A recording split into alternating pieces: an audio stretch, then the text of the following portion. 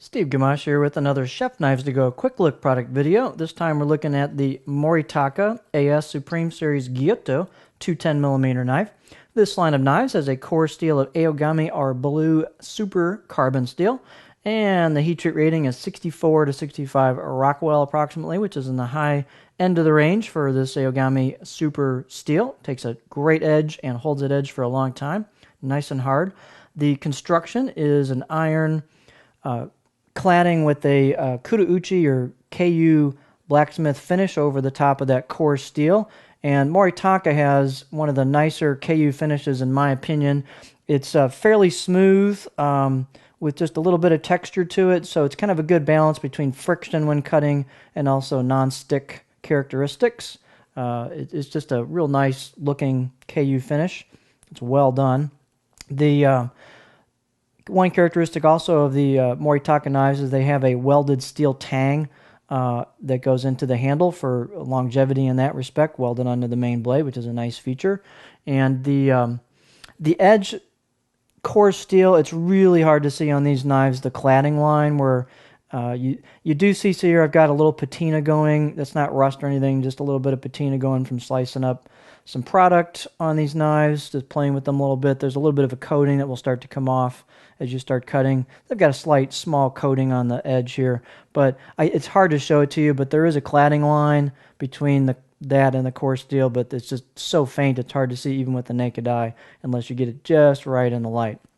The weight on this knife is pretty light. It's 135 grams, 4.8 ounces, so it's under 5 ounces, which is quite light for a 210 Gyuto.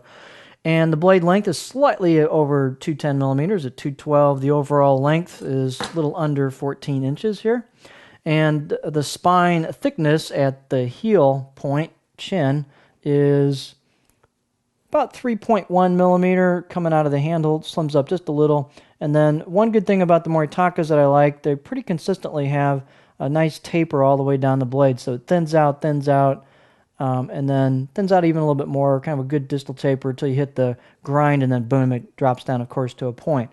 The height on this particular blade is about 44.5 millimeters at the heel chin area. These dimensions will all vary a little knife to knife since they are handmade. There is the embossed kanji on these.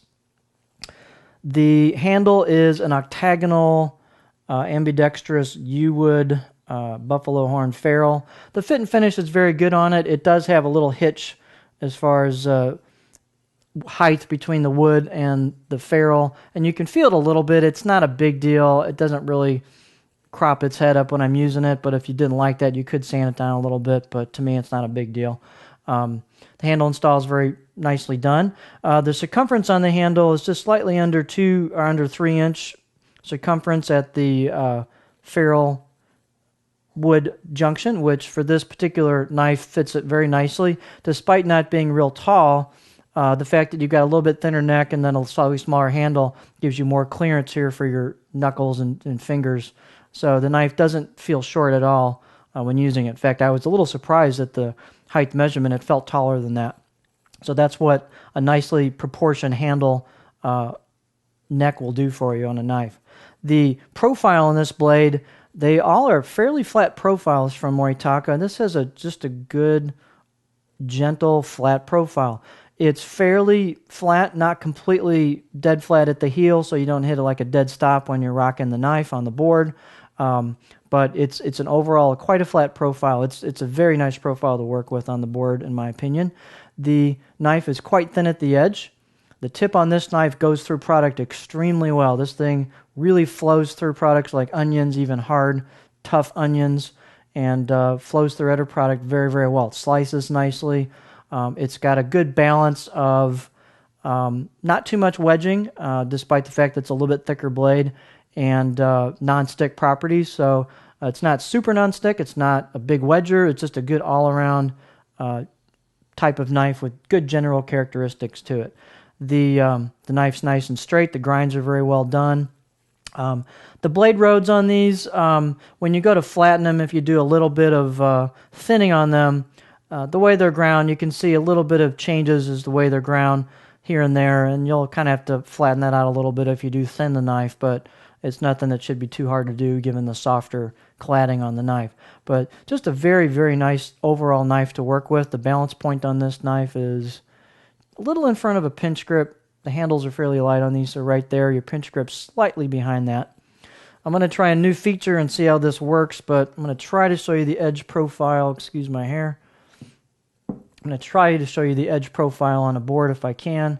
So with this as a backdrop, so there's the heel.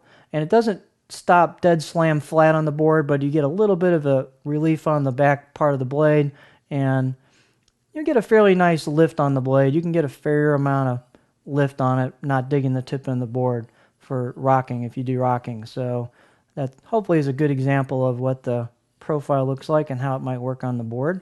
So I think it's a really nice all-around profile. So new feature, we'll see how that works.